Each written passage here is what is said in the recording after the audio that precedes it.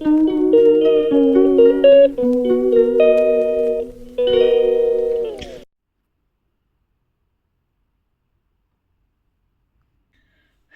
तुम्ही म्हणताल हे काय दाखवतीये? जसं मी माझं सगळं ज्वेलरी कलेक्शन दाखवतीये तसं हे माझं टॅबलेट कलेक्शन आहे. हो, सांगते. आजचा व्हिडिओ आहे माझे व्हिडिओ का नाही येत आहेत? मी लाईव्हला का नाही येत आहे? ह्या तुमच्या प्रश्नाचं उत्तर देण्यासाठी आजचा व्हिडिओ खास आहे. नमस्कार सर्वांना. श्री स्वामी समर्थ. कसे आहात सर्व? आय होप तुम्ही सर्व मजेत असाल, स्वस्त असाल आणि मस्त असाल. हेल्दी राहा, सुदृढ राहा, बस बाकी काही नाही. कसं असतं, माणसाचं आरोग्य ठीक असेल ना, मग बाकी सगळ्या गोष्टी ठीक असतात.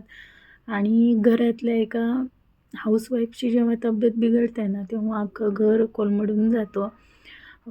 आणि हा फरक जेव्हा पडतो की ज्यांच्या घरी कूक नाही आहे,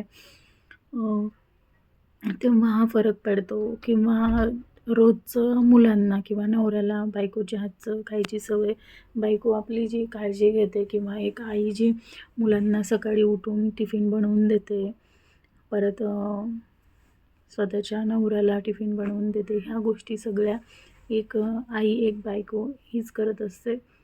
तर तुम्ही म्हणताल आज एवढे लेक्चर का देते आहे? व्हिडिओ आहे 2 आठवड्यापूर्वीचा.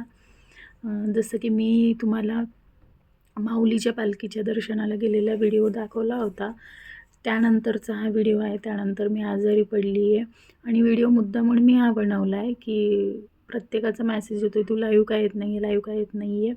अगदी छोटासा प्रॉब्लेम आहे, फक्त असं होते की वीकनेस आहे, ब्लड सर्क्युलेशन म्हणजे ब्लड नाही तयार होते शरीरात, त्यामुळे थोडंसं वीकनेस आहे.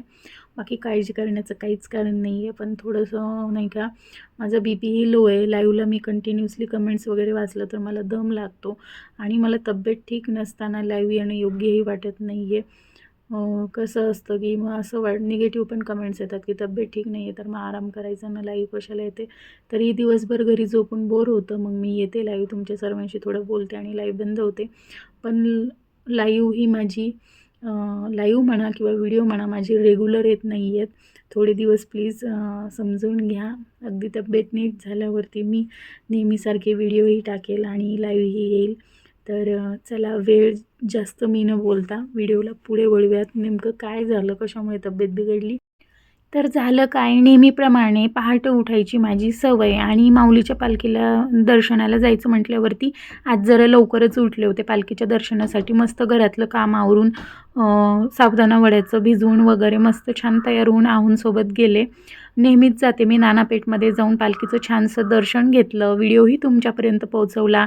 घरी आल्यावरती माझे एवढे पाय दुखत होते. कसं असतं, पालखीसोबत चालणं वेगळं आणि एकाच ठिकाणी 3 तास उभं राहणं वेगळं, त्यामुळे माझे पाय एवढे दुखत होते. पण आल्यावरती एवढी भूक लागली होती की पर्यायच नव्हता.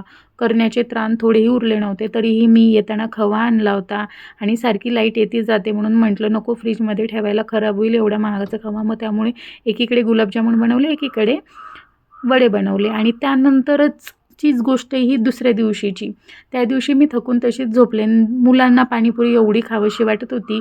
मग गेलं ना, मुलं काय करतात, 1 प्लेट 2 प्लेट पाणीपुरी खाता आणि घरी आल्यावर म्हणतात मम्मी आम्हाला अजून खावीशी वाटत होती. मग म्हटलं चला आज तुम्हाला मनसोक्त पाणीपुरीच खायला देऊयात. मग मला असं वाटलं की चला आपण घरी पाणीपुरी बनवूयात. तरी देखील मी पुरी घरी बनवली नव्हती, पुरी रेडीमेड आणली होती. मात्र तिखट पाणी, गोड पाणी, कांदा चॉपिंग केला होता, आहोंना बारीक शेव आणायला लावली होती, दही आणायला लावलं होतं. इतकी मस्त अशी पाणीपुरी झाली होती. तिखट पाणी तर खूप छान झालं होतं.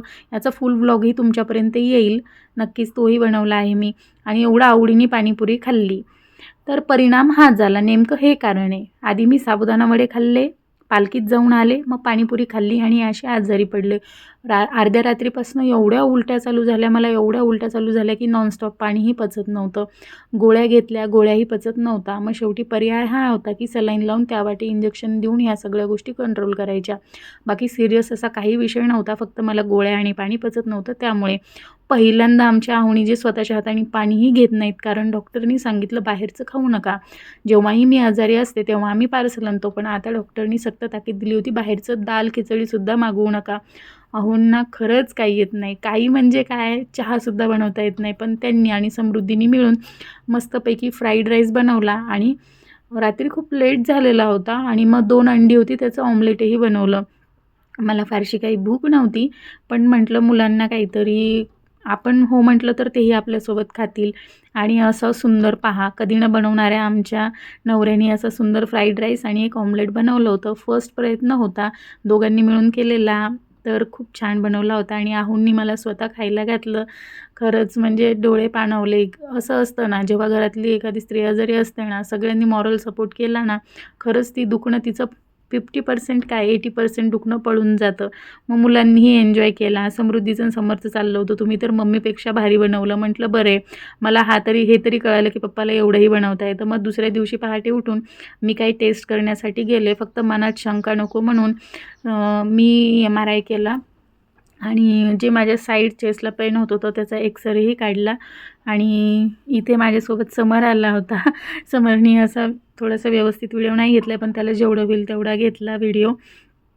आणि असं असतं ना, आता तुम्ही एक माझी फॅमिली झालात, तुमच्यासोबत ही सर्व गोष्टी मी शेअर करते.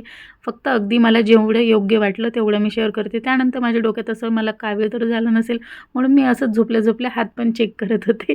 एक फोटो काढला, म्हटलं पिवळा दिसतोय का पाहावं आणि आहोंचा कॉल आला, "तू जेवलीस का नक्की सांग." त्यांचा माझ्यावरती विश्वासच बसत नव्हता. म्हटले व्हिडिओ कॉल कर. मग व्हिडिओ कॉल करायला म्हटलं की त्राणच नाही आहेत बोलायला. मग एक फोटो काढला आणि एका घासाचा फोटो काढून पाठवला. तर व्हिडिओ कसा वाटला नक्की कमेंट्स करून सांगा आणि चॅनलला सबस्क्राईब केलं नसेल तर सबस्क्राईब करा, बेल आयकनला क्लिक करा. भेटूया अशा छानशा नेक्स्ट छानशा व्हिडिओमध्ये. खरंच तब्येत अजूनही ठीक नाही आहे, त्यामुळे व्यवस्थित बनवता नाही आला. बाय.